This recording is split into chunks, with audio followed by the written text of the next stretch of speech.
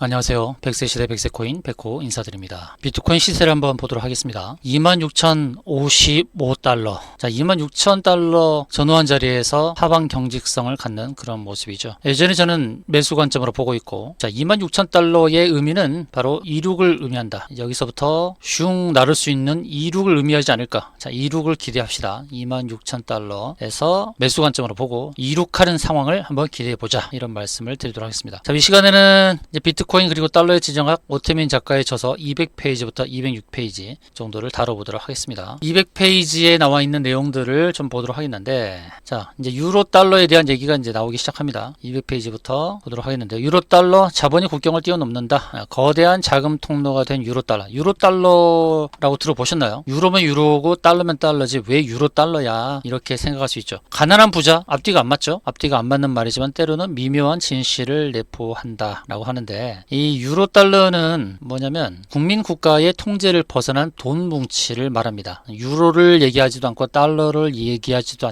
않습니다. 우리나라 표현으로 한다면 명동사채 시장 이렇게 표현하면은 이해하기 쉬운 거죠. 자, 유로 달러가 무엇이냐? 언제 생겨났느냐? 1980년대에 생겨난 건데요. 국가의 통제를 벗어난 머니를 유로 달러로 하고 EU 통화인 유로와는 무관한 겁니다. 역의 금융을 의미합니다. 역의 금융. 처음에는 소련과 중국이 수출로 얻은 달러를 미국이 동결하지 못하게 보관하려는 그런 의도에서 출발을 했다고 합니다. 달러가 미국 내에 존재할 때는 미국 정부의 통제와 규제를 받게 되죠. 그래서 그 규제를 받지 않으려는 의도에서 시작된 그런 역의 금융 시장이다라고 볼 수 있는데, 주로 이제 런던에 소재한 곳인데요. 여기를 시티라고 불렀다고 합니다. 시티 오브 런던에 소재한 은행들에는 미국도 영국도 아닌 나라 정부와 기업과 개인의 달러 예금이 쌓였다고 하는데요. 이제 런던에 소재하는데 역의 금융이 거기서 활발하게 진행됐던 것이죠. 미국의 통제 밖에서 덩치를 키운 거예요. 이제 미국에서 이제 규제가 있다 보니까 유로 달러는 미국의 규제가 키웠다고 할 수 있다라고 볼 수 있죠. 미국은 은행들이 예금에 대해 이자를 주는 경쟁을 하지 않아야 은행의 부실을 막을 수 있다고 보았다. 미국의 규제는 단기 예금에 이자를 주는 것을 금지. 따라서 막대한 유휴 자금이 있을 때 하루나 며칠만 은행에 넣어두면 적지 않은 이자를 얻을 수 있는 방법이 미국에는 없었지만 런던이라면 얘기가 달랐다는 것이죠. 미국 은행들의 평균 예금 이자율은 3%, 3.5%, 대출자가 부담하는 이자 5%, 5.6%. 그러나 유로 달러의 예금 이자율은 4.1%.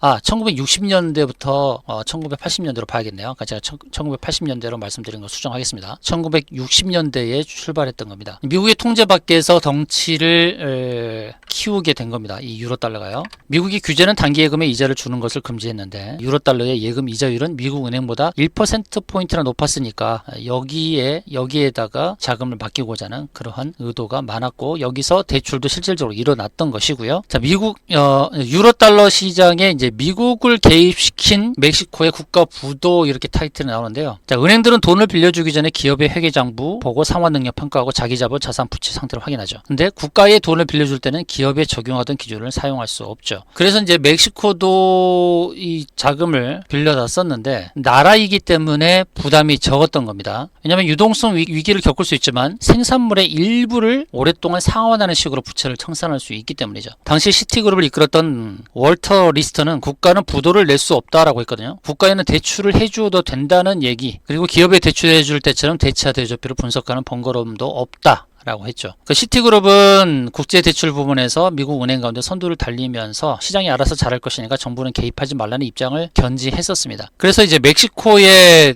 대출을 해준 것이죠. 그래서 멕시코는 또 산유국이기 때문에 괜찮다라고 보는 인식이 있었던 것 같습니다. 그런데 미국 연준이 이자율을 올리면서 1982년도 실질 이자율이 11%로 급등했답니다. 그래서 이제 이 국가 보유의 영토와 자원과 총 자산을 감안했을 때 국가에다가는 국가의 부채가 있다 하더라도 언젠가 상환받을 수 있다는 인식이 자리 잡았다는 것이죠. 그래서 멕시코에 많은 자금을 빌려줬는데, 멕시코가 진 빚이 무려 600억 달러라고 하죠. 당시 국민 총생산의 40%에 해당하는 규모라고 합니다. 아까 말씀드렸듯이 82년도 실질 이자율이 11%로 급등을 하면서 멕시코는 채무 불이행을 선언하게 됩니다. 자, 유로 달러가 활성화되면서 그 자금을 쓰고자 하는 기업도 많았고 나라도 많았는데, 멕시코가 이 자금을 쓰게 되면서 문제가 불거졌습니다. 유로 달러라는 개념부터 출발을 해서 멕시코라는 한 나라의 국가 부도까지 이렇게 언급을 드렸습니다. 자, 이제 여기서 이제 우리가 현실과 결부지어서 생각해야 될 부분이 있습니다. 국가가 부도를 냈단 말이죠. 멕시코가 부도를 냈어요. 당시에 나라가 부도를 낼 수 있나라고 생각했는데 실질적으로 부도가 났습니다. 예측을 벗어난 거죠. 장기적으로 자원을 통해서 상환 받을 수도 있겠습니다만 일단 국가 부도라는 것은 글로벌 시장에 큰 충격을 주었습니다. 국가가 빚을 갚지 못하겠다고 하면 어떤 일이 벌어질까요? 한번 생각을 해봅시다. 멕시코의 국가 부도는 아무도 생각하지 못했던 일이었습니다. 채무 불이행을 선언했고 그로 인해서 은행에 큰 타격을 줬습니다. 그런데 국가가 부도를 낼 수 있다는 개념이 요즘 심심찮게 나오는 게 바로 미국입니다. 미국의 국가 부도 이렇게 검색을 하면 많은 내용이 나옵니다. 그 국가가 미국이라면 빚을 갚지 못할 정도의 채무가 많은 나라가 바로 그 미국이라면 큰 일이 벌어지겠죠. 자, 미국의 현재 부채가 얼마냐면 31조 달러입니다. 31조 달러예요. 그리고 이자 비용은 역사상 처음으로 1조 달러를 기록했다고 합니다. 역사상 처음입니다, 이게. 인터레스트 페이먼트라고 하는 이자 비용이 지금 1조 달러를 넘어섰거든요. 역사상 처음이라고 하죠. 자, 이자의 비용은 이자로 내는 비용이죠. 이자로 내는 비용. 이 프레드 이코노믹 데이터를 보게 되면 Federal Government Current Expenditures Interest Payment 이렇게 해서 프레드의 사이트에서 나타내는 거거든요. 인터레스트 레이트도 나타내고 있는데 또 10년 국채 수익률도 확인할 수 있는 사이트가 되죠. 근데 이자 비용이 가파르게 상승을 했습니다. 이게 중요하죠. 1970년대부터 2000년대까지 완만하게 이자 비용이 늘어났는데 2020년도 코로나 사태 이후에 이자 비용이 이렇게 급격하게 늘어났죠. 이게 문제라는 거죠. 지금 이자 비용이 지금 미국 정부 수입에 무려 20%로 갑니다. 20%. 근데 문제는 뭐냐면 앞으로 10년 동안 미국이 내야 될 이자 비용이 10조 달러가 넘을 것으로 전망이 되고 있습니다. 지금 현재 1조 달러죠. 앞으로 10년 동안 그 이자 비용이 10배 이상이 될 거로 전망이 된다는 거예요. 어떻습니까? 지금 미국 굉장히 위험하죠. 국가 부도의 위기 상태입니다. 디폴트를 선언할 수 있죠. 내용의 뉴스들은 차고 넘치고 있습니다. 국가 부도의 위기. 그 국가 부도의 위기가 바로 미국을 향하고 있다는 것입니다. 그럼 미국이 이런 상황을 타개하려면 어떻게 될까요? 이런 상황에서 지난번 영상을 보여드렸습니다만 지금 우크라이나에 무기를 지원하고 있죠. 무려 5,100억 달러의 무기를 지원하겠다라는 내용이 나옵니다. 그러면 그 무기를 지원하려면 무엇을 해야 됩니까? 양적 완화를 계속해야 되는 거예요. 아이러니한 상황이에요. 지금 미국은 아주 아이러니한 상황입니다. 어떤 상황이냐면 금리 인상이죠. 금리 인상을 계속했죠. 금리 인상 시기면서 동시에 뭐예요? 지금 양적 완화예요. 양적 완화. 우리가 생각할 때 지금 금리 인상이 되고 있으니까 돈을 회수하는 거 아니에요? 라고 생각할 수 있죠. 그런데 지금 우크라이나 전쟁에 무기를 지원하고 있습니다. 이제 무기를 지원하기 위해서는 당연히 양적 완화를 해야죠. 금리 인상 시기에 양적 완화. 이거는 참 아이러니한 상황입니다. 금리 인하와 더불어서 양적 완화는 많이 들어봤는데 지금 금리 인상 시기에 양적 완화예요. 혹자는 이렇게 할 수 있죠.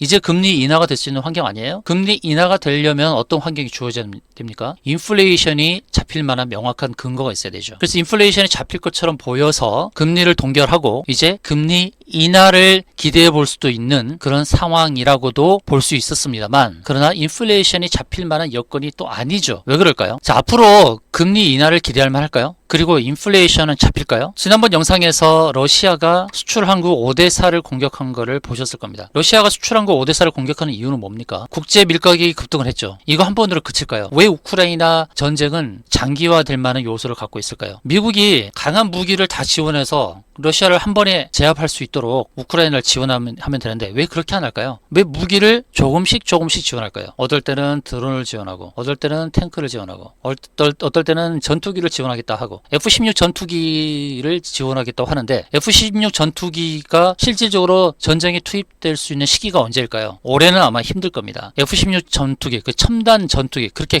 비싼 전투기를 조종할 만한 조종사의 훈련이 필요하잖아요. 그러니까 F-16 전투기를 바로 전쟁에 투입할 수가 없죠. 내년을 염두하겠죠. 그렇다면 현재 8월 달입니다. 그러면 이 전쟁, 우크라이나 전쟁이 내년까지 진행될 가능성을 염두하고 있다는 것이죠. 미국의 속성이 뭘까요? 이 전쟁의 장기화를 보고 있다는 것이죠. 그리고 미국이 이 부채, 천문학적인 부채를 해결할 수 있는 방법이 무엇일까요? 잘 생각해 보십시오. 우크라이나 전쟁이 단기에 끝나지 않을 것으로 본다는 것이죠. 장기화를 염두하고 있다. 그리고 과거에 미국이 부채를 해결했던 방식을 생각해 보십시오. 어떻게 어떻게 부채를 해결했는지. 큰 전쟁이었습니다. 국지전을 통해서 많은 부채를 해결하기는 어려울 겁니다. 큰 전쟁이 일어났을 때 미국이 할 수 있는 조치는 뭡니까? 달러를 활용하고 무기를 활용하죠. 미국이 역사적으로 했던 그런 흐름을 본다 그러면 앞으로 미국이 가는 방향, 달러의 움직임, 그리고 양적 완화, 그리고 무기 수출, 그리고 우크라이나 전쟁의 장기화, 그리고 아프리카의 내전을 부추기고, 그 내전이 확산이 되면은 아프리카는 걷잡을 수 없는 소용돌이에 빠지게 될 겁니다. 아프리카에서 내전은 니제르 한 나라에 국한되지 않을 겁니다. 거기서 전쟁이 확산될 가능성이 있습니다. 현재 지정학적인 상황 하에서 변동이 빨리 일어나고 있습니다. 한미일의 최근에 연합의 움직임 보여주죠. 그리고 북중러의 연합이 보여집니다. 신냉전 체제에서 극명하게 갈리고 있습니다. 한국과 미국과 일본, 그리고 북한과 중국과 러시아. 자, 이렇게 지정학적으로 크게 요동치고 있는 이 글로벌 환경 속에서 과연 우리나라 은행은 안전할까요? 은행에 넣어놓은 예금은 안전할까요? 그 예금을 쓸 수가 있을까요? 과연 금은 또 쓸 수가 있을까요? 자, 금에 대해서 얘기해 봅시다. 우크라이나 전쟁이 벌어졌을 때에 폴란드 국경에 갔던 금을 보유하고 있던 사람들이 어떻게 됐냐면 금을 많이 뺏겼습니다. 이게 실제 상황입니다. 금은 이동할 때 불편합니다. 실질적으로 내가 금을 쥐고 있어도 그걸 활용하기가 어렵습니다. 이런 상황 속에서 이동이 간편하고 또 국경을 마음대로 넘나들 수 있고 또 지급 결제 수단으로도 쓸 수 있는 비트코인은 앞으로 어떻게 될까요? 이것을 명심하면서 앞으로의 흐름을 전망해 보시면 되겠습니다. 채널 고정하시고 이 영상이 마음에 드셨으면 좋아요, 구독 눌러주시기 바랍니다. 다음 영상에서 찾아뵙겠습니다. 감사합니다.